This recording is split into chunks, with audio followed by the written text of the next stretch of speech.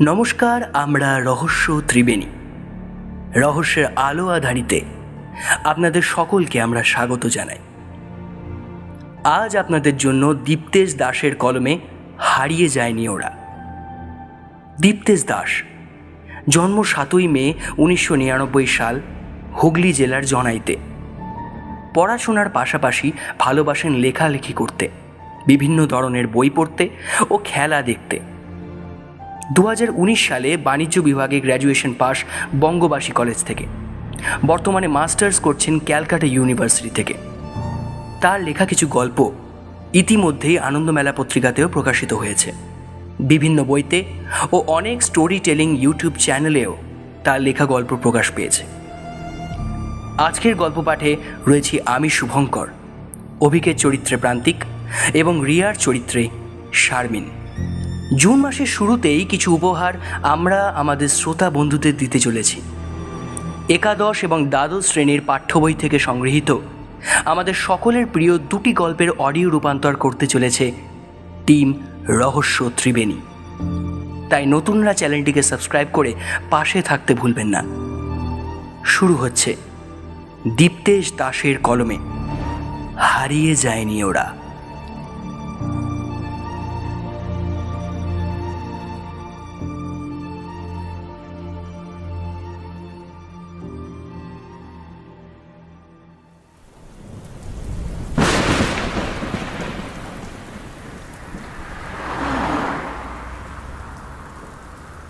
গাড়িটা ড্রাইভ করতে করতে হাতঘড়িটার দিকে একবার দেখে নেয় অভিক। রাত 10:30। ওহো, অনেকটা দেরি হয়ে গেল। নিজের মনেই বলে সাবধানে গাড়ি চালাতে থাকে সে, কারণ বাইরে ঝমঝমিয়ে বৃষ্টি পড়ছে। যদিও রাস্তাঘাট সম্পূর্ণ নির্জন, একটা সাইকেল বা মোটর গাড়ি কিংবা কোনো মানুষজন কিছুই চোখে পড়ছে না। আসলে অফিসের একটা গুরুত্বপূর্ণ কাজে কলকাতার বাইরে গিয়েছিল অভিক। কাজটা মেটাতে মেটাতে অনেকটা দেরি হয়ে গেল। সেখানকার লোকেরা অবশ্য বলেছিল তাদের কারোর কাছে একটা থেকে যেতে, কিন্তু সে রাজি হয়নি। বাড়ি ফেরা গুরুত্বপূর্ণ বলে সেখান থেকে বেরিয়ে এসেছিল অভিক। রাস্তার এক পাশ থেকে গাড়িটা চালাচ্ছিল সে। সামনে একটা ব্রিজ। নিজের গাড়ির একঘেয়ে শব্দ ও নিস্তব্ধ রাস্তায় বৃষ্টির আওয়াজে কেমন একটা ঘোরের মধ্যে ছিল সে। হঠাৎ পেছন থেকে আসা একটি লরির বিকট হর্নের শব্দে তার সেই ঘোরটা কেটে গেল। পেছন দিক থেকে একটা পণ্যবাহী লরি উন্মত্ত গতিতে ছুটে আসছে তারই দিকে। প্রবল বৃষ্টিতে চারিদিক ঝাপসা হয়ে সাদা হয়ে আছে, কিছুই সেরকম দেখা যাচ্ছে না। অভিকের গাড়িটিকে ওভারটেক করার সময় তার গাড়ির একপাশে সজোরে ধাক্কা মারল পণ্যবাহী লরিটি।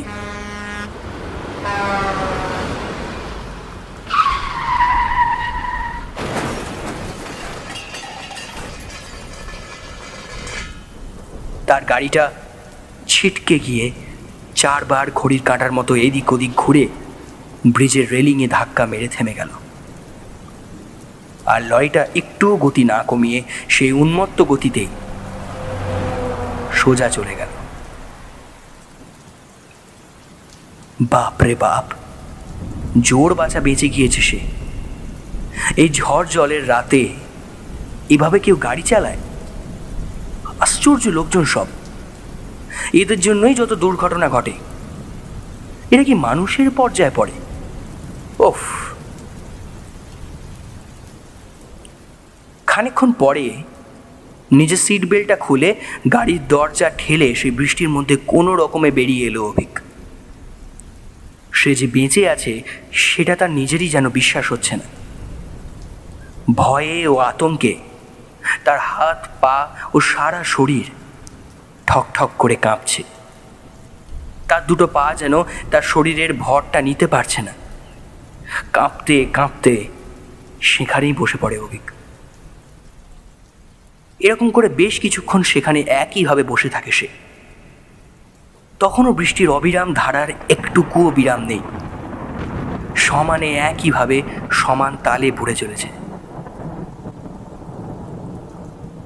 অনেকক্ষণ পর, খানিকটা আতঙ্ক কেটে যাবার পর, নিজের পায়ের উপর ভর দিয়ে দাঁড়াতে পারে সে। এবার তার চোখ পড়ে তার গাড়িটার দিকে। গাড়িটার একটা দিক একেবারে দুমড়ে মুচড়ে গিয়েছে। রাস্তাঘাট একদম শুনশান, কেউ কোথাও নেই। সে এখন কি করবে কিছুই বুঝতে পারছে না। রাস্তা দিয়ে একটা গাড়িও যাচ্ছে না যে ডেকে সাহায্য চাইবে। নিজের অবস্থা দেখে নিজেরই উপর রাগ হয় অভিকের। লোকগুলো কত করে বলল থেকে যেতে, কিন্তু সে থাকলো না। একটা দিন থেকে গেলে কি এমন হতো? ও কি আক্কেল তার! নিজেকে নিজেই দুষল অভিক। এখন সে কি করবে? কিন্তু অভিক অবাক হয়ে যায় এই ভেবে যে তার এত বড় একটা দুর্ঘটনা ঘটল, কোনো রকমে প্রাণে বেঁচে ফিরল সে, অথচ তার শরীরে কোনো ক্ষত বা যন্ত্রণার চিহ্ন মাত্র নেই। মনে মনে ঈশ্বরকে ধন্যবাদ দেয় সে। ও, খুব বাঁচা বেঁচে গিয়েছে। এখন এই মুহূর্তে এই অবস্থায় কিছুই করণীয় নেই ভেবে তার ভাঙা চোরা গাড়িটা পার করে ব্রিজের এক পাশে এসে বসে পড়ল সে। সে সত্যিই ভাগ্যবান, তাই হয়ে বেঁচে গেল সে। তার জন্য কিছুতেই বিশ্বাসই হচ্ছে না যে সে সত্যিই বেঁচে আছে। বেশ কিছুটা সময় কেটে গেল। বৃষ্টিটাও ক্রমশ কমতে কমতে এখন পুরো কমে গিয়েছে। বৃষ্টি পুরোপুরি কমে গিয়ে আকাশের মাঝে চাঁদও উঁকি দিয়েছে। চাঁদের মৃদু আলোয় পুরো ব্রিজটা আলতো আলোকিত হয়ে আছে। যাকে বৃষ্টিটা অন্তত কমেছে, না হলে এই বৃষ্টির মধ্যেই সারা রাত এইভাবে বসে থাকতে হতো। অবশ্য সে পুরোই ভিজে গেছে, নতুন করে ভেজবার মতো কিছু নেই। তাও বৃষ্টির মধ্যে ওভাবে বসে থাকতে কারই বা ভালো লাগে। হঠাৎ অভিক দেখতে পায় একজোড়া আলো এগিয়ে আসছে এদিকে। হাতের ওপর ভর দিয়ে উঠে দাঁড়ায় সে। যাগ্গে, একটা গাড়ি আসছে তাহলে। সামনের দিকে এগিয়ে সাহায্য চাওয়ার ভঙ্গিতে হাত দেখায় অভিক।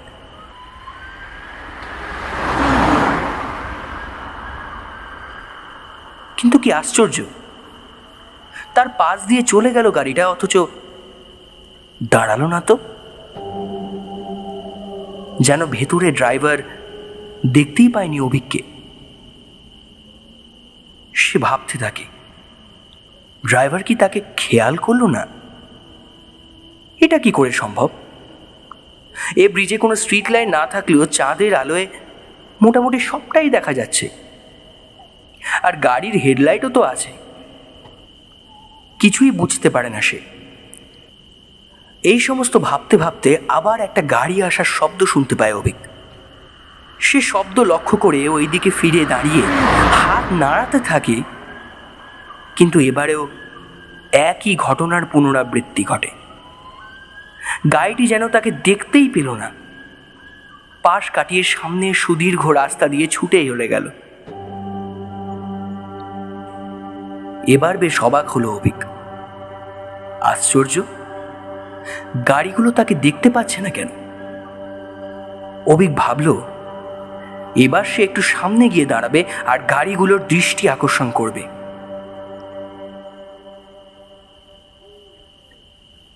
এই ভেবে যেই না সে সামনের দিকে হাঁটা শুরু করেছে, সেই সামনের দিকে তাকিয়ে চমকে উঠল সে।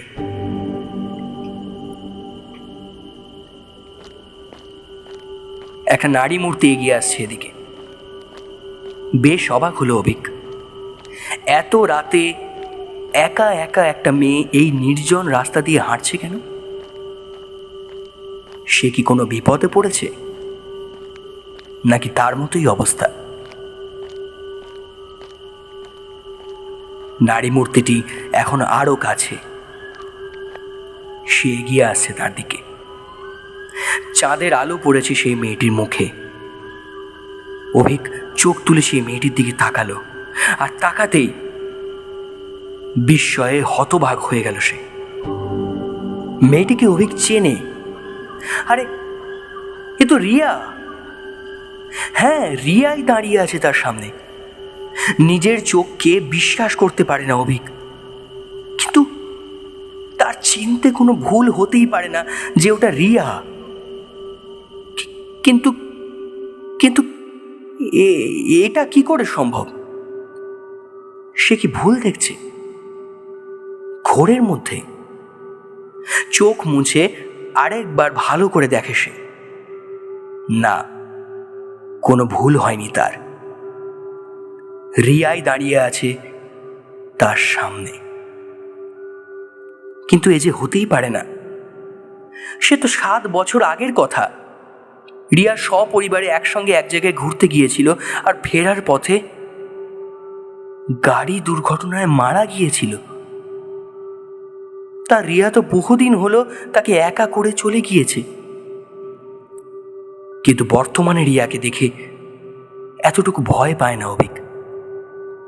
পুরনো দিনের সমস্ত কথা মনে পড়ে যায় অভিকের, আর দু চোখ বেয়ে জলের ধারা গড়িয়ে পড়ে তার। মৃত মানুষ কি কখনো ফিরে আসতে পারে? তাহলে ও এইভাবে ফিরে এলো কি করে? আর ভাবতে ইচ্ছে করছে না অভিকে। হারিয়ে যাওয়া মানুষকে ফিরে পাওয়ার আনন্দে সমস্ত কৌতূহল ও প্রশ্নগুলোকে একপাশে সরিয়ে দেয় সে। রিয়া এদিকে এগিয়ে এসে অভিকে ঠিক সামনে দাঁড়িয়েছে। ওফ, কতদিন পর রিয়াকে দেখল সে। একটা আনন্দের স্রোত তার সারা শরীর জুড়ে খেলা করছে। অভিকের কিছুতেই বিশ্বাস হচ্ছে না যে রিয়া ঠিক তার সামনে। এতক্ষণ যে তার মনের মধ্যে জল্পনা কল্পনাগুলো চলছিল, সব কেমন যেন কোকপুরের মতো উবে গেছে। রিয়া তার ঠিক সামনেই দাঁড়িয়ে আছে, কিন্তু কোনো কথা বলছে না। না পেরে অভিকই প্রথম প্রশ্ন করে, কি রে রিয়া, তুই এখানে এইভাবে কি করে? তোর জন্যই তো অপেক্ষা করছি। কি, আমার জন্য? কি করে জানলি আমি ঠিক এখানেই আসব? জানি, আমরা সব জানতে পারি। কি কি হেয়ালি করছিস? ছাড়, সে যাকগে। কেমন আছিস বল? ভালো আছি, তুই কেমন আছিস বল? আমি ভালোই আছি, কিন্তু এই মুহূর্তে মৃত্যুর হাত থেকে বেঁচে ফিরলাম। হ্যাঁ জানি। তুই সব জানিস, বল কি কি হয়েছিল বলতো আমার? দুর্ঘটনা, গাড়ি দুর্ঘটনা, ঠিক 7 বছর আগে যা আমার সাথে ঘটেছিল। অভিক নিজের আবেগকে আর সামলাতে পারে না। সামনে এগিয়ে রিয়াকে একবার জড়িয়ে ধরে সে। তারপর তার এলোমেলো চুলগুলো সযত্নে মুখের সামনে থেকে সরিয়ে দেয় অভিক। তারপর চাপা কান্না ভরা গলায় জিজ্ঞাসা করে, তুই এতদিন কোথায় ছিলি?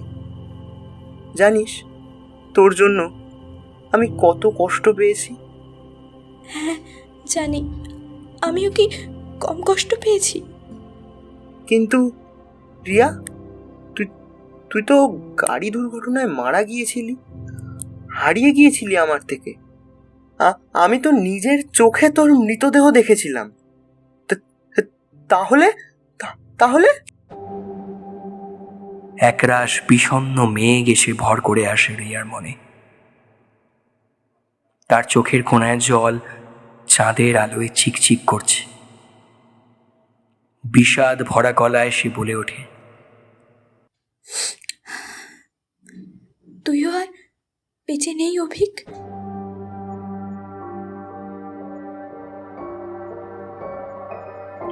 অভিকের মাথায় যেন বিনা মেঘে প্রবল বজ্রপাত ঘটল।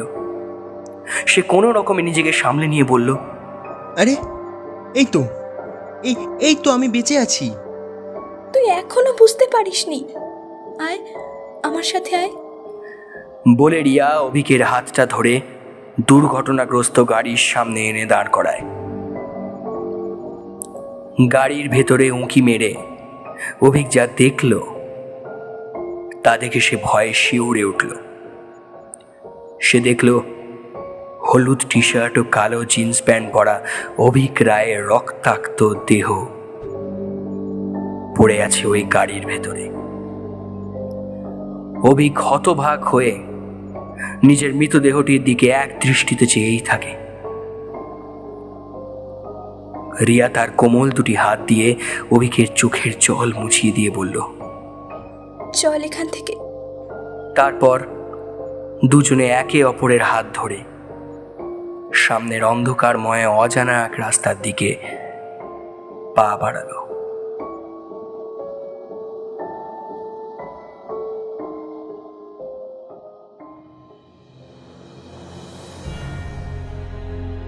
শুনছিলেন দীপ্তেশ দাসের কলমে হারিয়ে যায়নি ওরা। কেমন লাগলো আজকের গল্প জানাতে ভুলবেন না আমাদের কমেন্ট বক্সে, এবং আমাদের চ্যানেলে নতুন হয়ে থাকলে আমাদের পরিবারের অংশ হতে সাবস্ক্রাইব করুন রহস্য ত্রিবেণী টিমকে। আমরা ফিরব পরবর্তী এক রহস্যময় গল্প নিয়ে খুব শীঘ্রই। ততক্ষণ ভালো থাকবেন, সুস্থ থাকবেন। শুভরাত্রি।